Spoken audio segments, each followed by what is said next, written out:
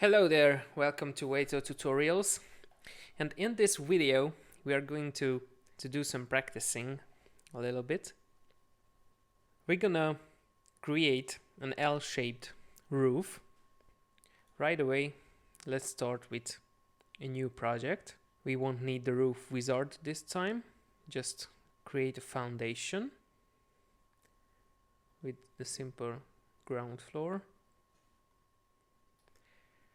Let's create a 3D view, and here we have our imaginary concrete slab, which we are going to put the roof on. So, as you can see, this isn't an L shape right now, so let's create an L-shaped foundation. We can modify this basic foundation by using this edit polygon tool and create panel or slab. Let's measure first how big is this. 3 meters by 4 meters. I want to create an L shape so that the longer part should be 8 meters and the shorter one remains 4 meters long. Now, using the tool, we need to lengthen this part. First, use the move edge tool and let's make it bigger. So this side is 3 meters, and for 8 meters we need 5+ meters. This is the full length. And now we will need to make a notch in this slab with this tool, move edge portion. By using this tool, you will have to select an edge and select a portion of this edge to stretch it back so that you can create a notch in it. But right now I don't have the exact point where to grab this portion, so I will need some guidelines. I'm using this 3D guideline. I'm selecting this plane and counting from this side, we're gonna draw a line, let's say 500 centimeters away from this side, and counting from this side, we're gonna create another guideline to the 200 centimeter mark. So this is how our two guidelines look. Now let's cut this slab. Again, move edge portion, select the edge, select this corner and the point. Yes, and let's drag it back to the middle guideline. So this is our L-shaped slab, which will be the foundation for our roof. Now, firstly, we are going to create the roof manually, everything manual, and then we are going to try creating some support still manually, and after that we're going to play with the automatic tools as well. So let's start by creating those slopes. We need this dual opposite pitches tool. We will have dual pitches here and here. We will have a single pitch from this side facing towards the other side, and on this end we are going to use a simple gable. So dual pitches. I'm drawing with the 2 edges mode. One edge opposite, and we already have 2 pitches here. Let's do the same with this part. Yes.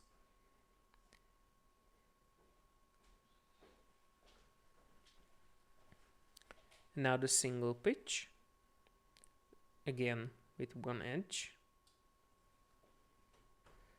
Select the edge and select the orientation. It's a little bit funky right now, but everything's gonna be okay after some modification. And finally, we need to place a gable here. That's right. Let's put everything to its place, because right now everything is messy. Let's use the profile editor. Select our roof. And now we will use a 45° for inclination. Let's transfer it to the other side. We won't need the middle purlins. Transfer. We will use color beams, but not this one. We need a ridge strap. Yes, let's create it. Let's put a joint on it. And now, what kind of rafters do we have? Let's set it to 10 by 20 and transfer to the other side. Purlin plate will be 15 by 15. Side distance 5. Transfer.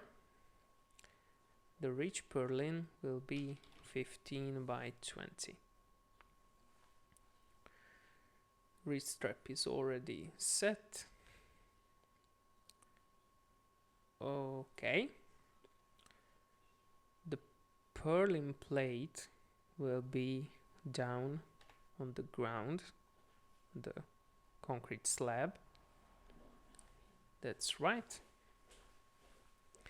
And now let's transfer everything to the other sides.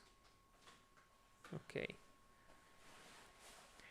This slope wasn't exactly visible, but I knew that there was another slope, so when I clicked on it, it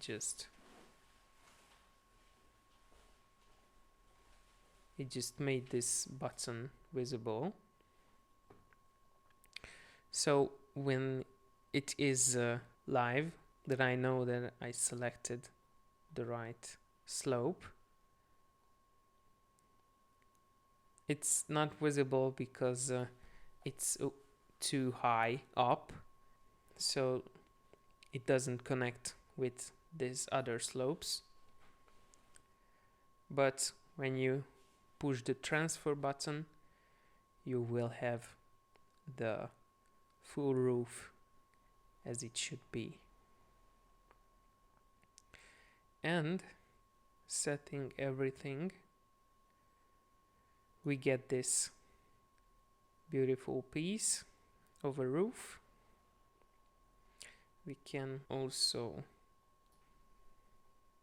modify the gable, and this is the result after modifying in the profile editor.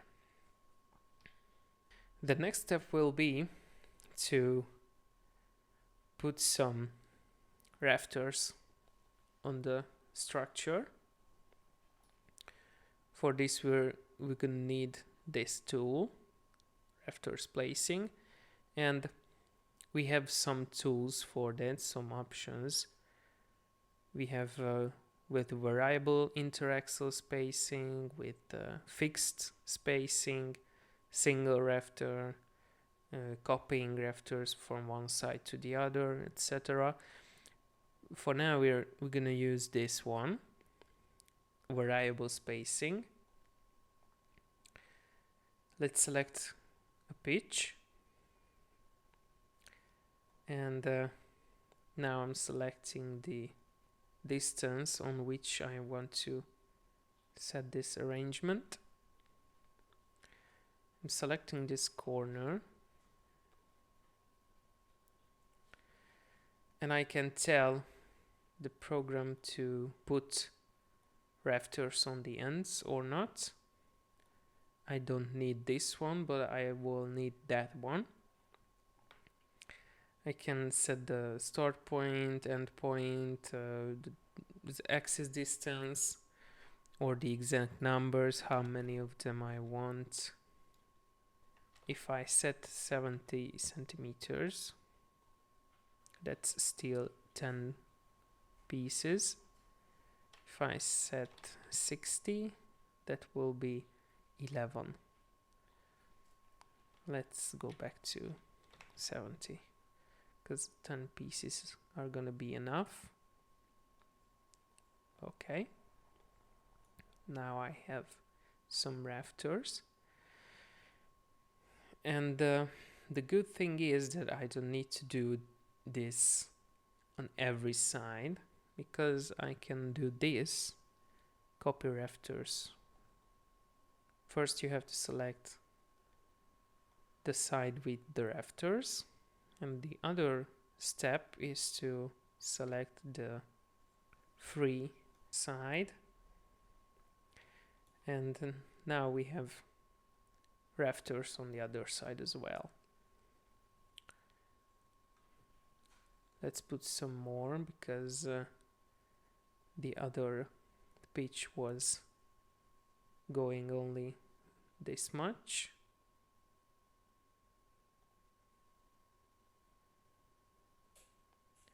Let's finish this arrangement. I don't need that one on that end, and I don't need this one either. 4 pieces, that's enough. Okay, and now we are going to copy the rafters around the corner with this one.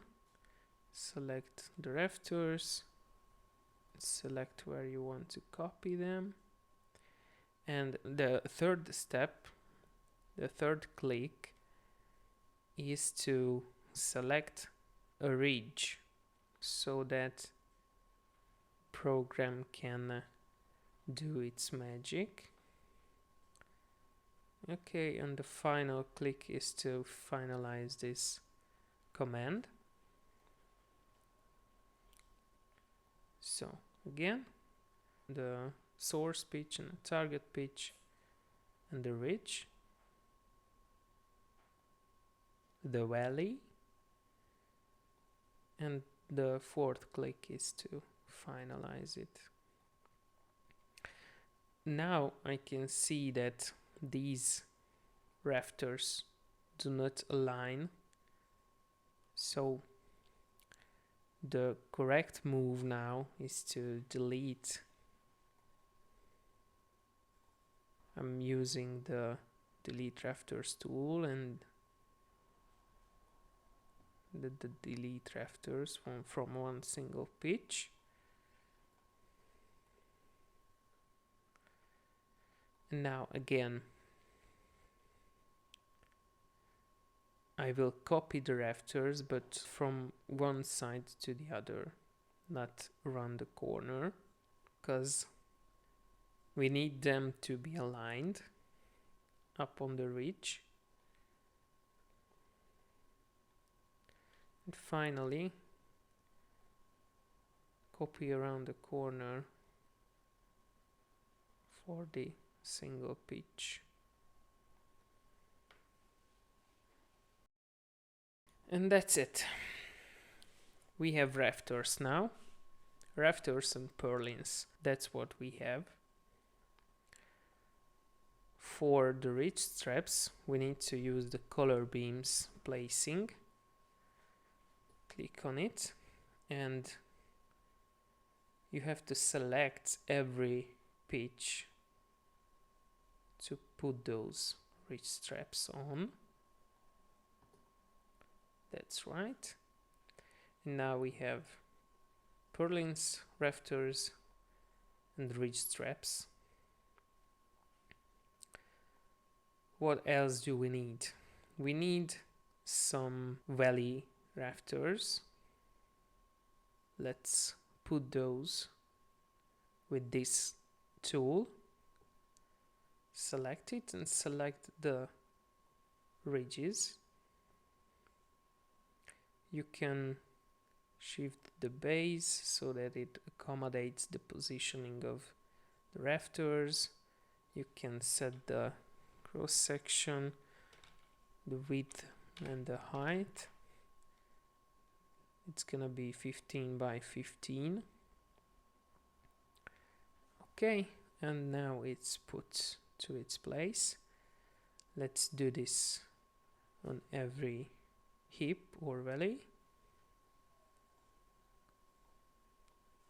Okay, here a smaller one, and that's it. Now we have hip and valley rafters. You can see that those rafters aren't cut the way they should be cut at the intersections with the valley rafters.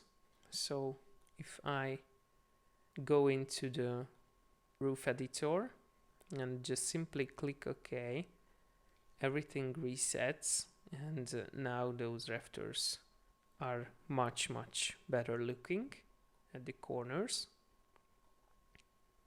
and you don't even have to intervene. It just simply does it automatically. It just all that needs is just a simple reset.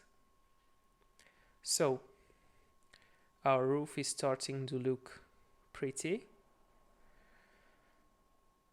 The only thing we still need is some support for those ridge purlins, for those two.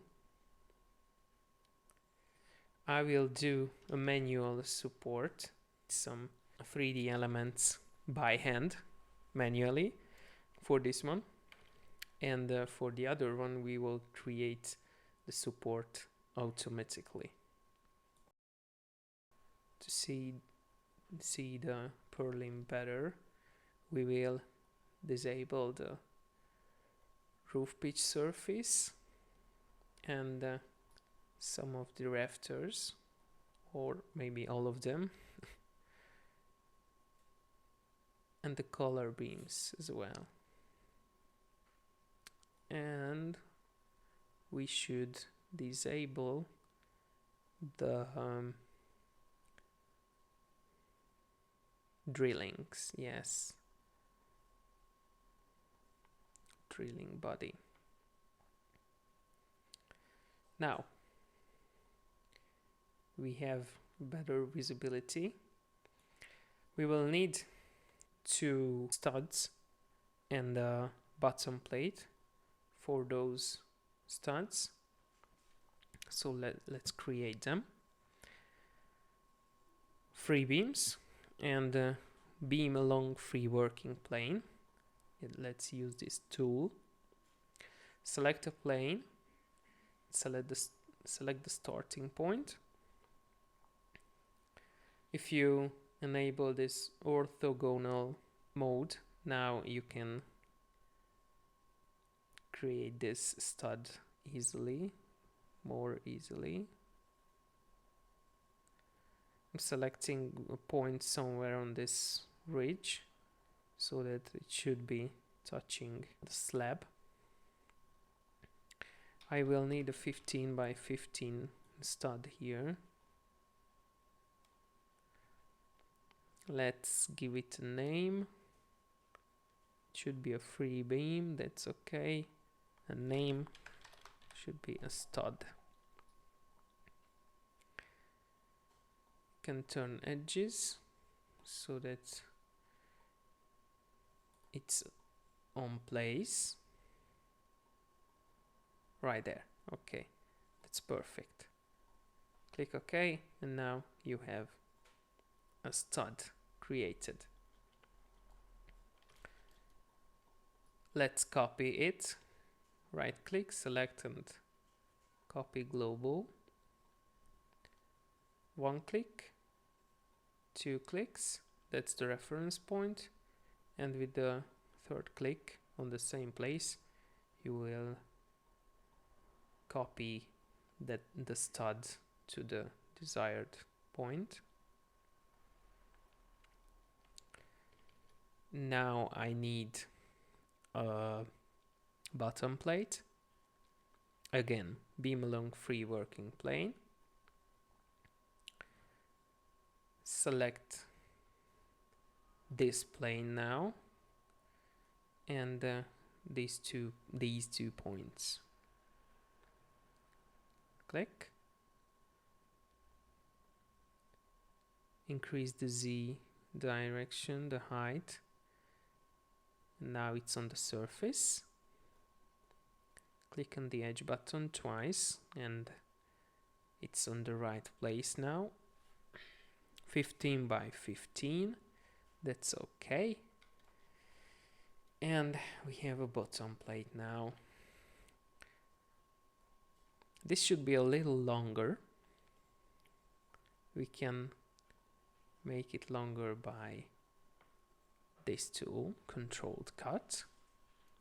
Click on your piece, click on the surface, and by inserting an addition, let's add 15 centimeters, and now it's longer. Again, the piece and the plane, it remembers the 15 centimeter. You just have to click OK. Awesome. Now we need those studs to be a little bit shorter because it should be on top of the bottom plate. Let's hit the shift button once, select those two studs, shift again, and the top of the bottom plate. Now we do not need that addition. Let's go back to 0, click OK, and now this is our two studs on top of the bottom plate. We will need some knee braces. If you want to create a new free beam on an angle, you should use this one or maybe this one. But first, let's use some guidelines. I know that I want my knee brace to start maybe 70 centimeters from the top purlin, the ridge purlin. And now I select the plane, select this side of the purlin, and I'm going to create a perpendicular line to that one, to the reference, maybe 50 centimeters. Now this will be the starting point of my knee brace. And when I use this tool, free beam with an angle, select again the plane you want to work on, and select again the starting point, and now select a point somewhere. It doesn't really matter because we are going to set the exact degree here. 135 maybe. This will be the 45 degree, just with the opposite side. This looks perfect. The only thing I need is to set this to 10 to 50.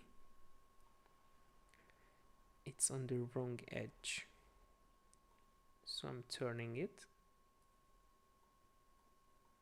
right in Z direction. That's okay. Maybe one step further. Yes. And now I can create it. I will put an offset here because my new element will be 5 centimeter thinner than the stud here. So I will add an offset of 2.5.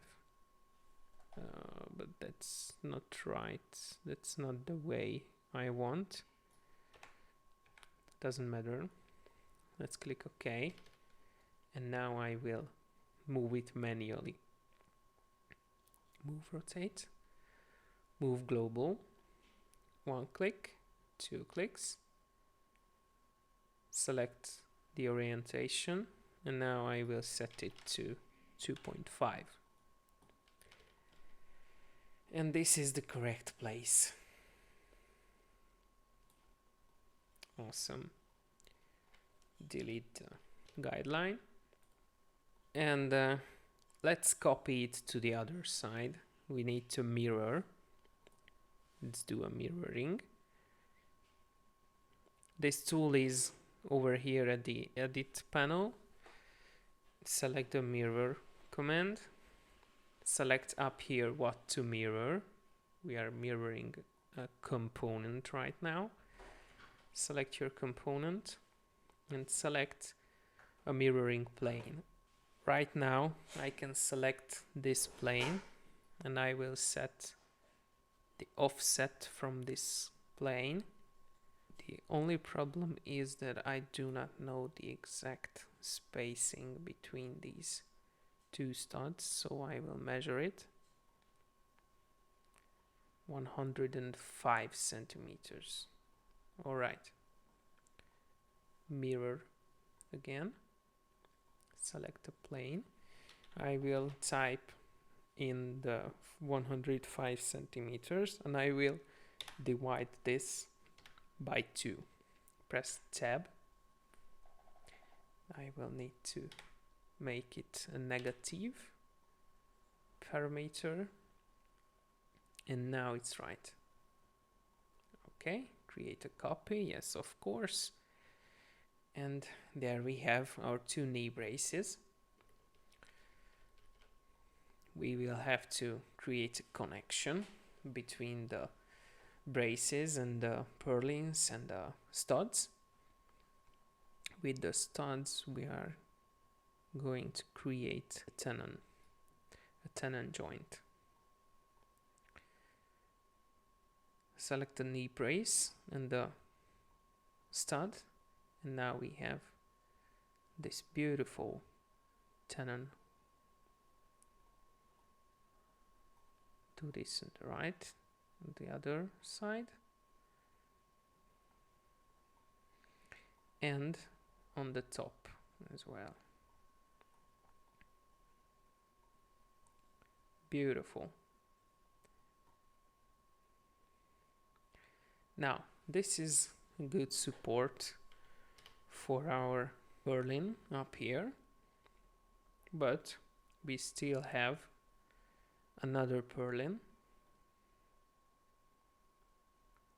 We need to make a support for this as well. And for this purpose, we're gonna use the framework under top plate. Let's click on it, select the purlin, and we need to select a length on which we will create this support. Now in this window we have lots of options. First we need to create some studs. I want, say, 5 studs. These will be a 15 by 15. Generate first stud. Yes. Last stud. Also yes. The material will be C24. Knee braces. We will need knee brace on almost every position, but not every one of them. I don't need this one. Those braces will be 10 by 15. Horizontal projection maybe 90. Vertical projection also 90. That's still a little bit way too low. Let's go back to 80. That's more like it. We still need a bottom plate. Generate bottom plate. That's right. And we see that we can still come up with those knee braces.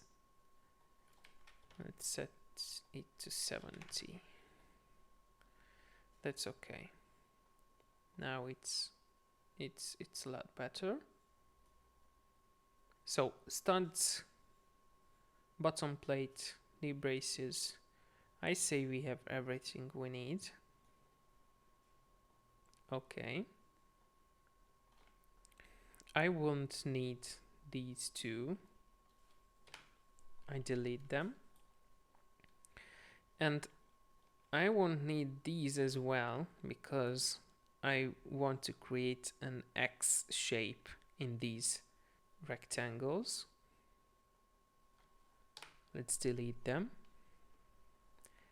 And let's create some free beams along the free working plane. I uncheck the orthogonal mode for now because I can select these 2 points, and this is perfect for me now. 10 by 15. That's okay. Let's do another one. Okay. And do it again on the other position. Awesome. Now some detailing. I can do a controlled cut on 2 sides. Maybe that will be the correct connection for now. Select your element, press Shift and select 2 faces. And now the cut will be made on both sides. Element, Shift, 2 clicks, Shift again, and you're done. We have the center connection with the 2 parts of the X. For this we are using the cross-halving joint. 1 click, 2 clicks, and it's already made. Again, 1 and 2, and okay. Now we have joined those 2 elements. For only practicing purposes, I will show you how can you copy an element and move and change orientation at the same time.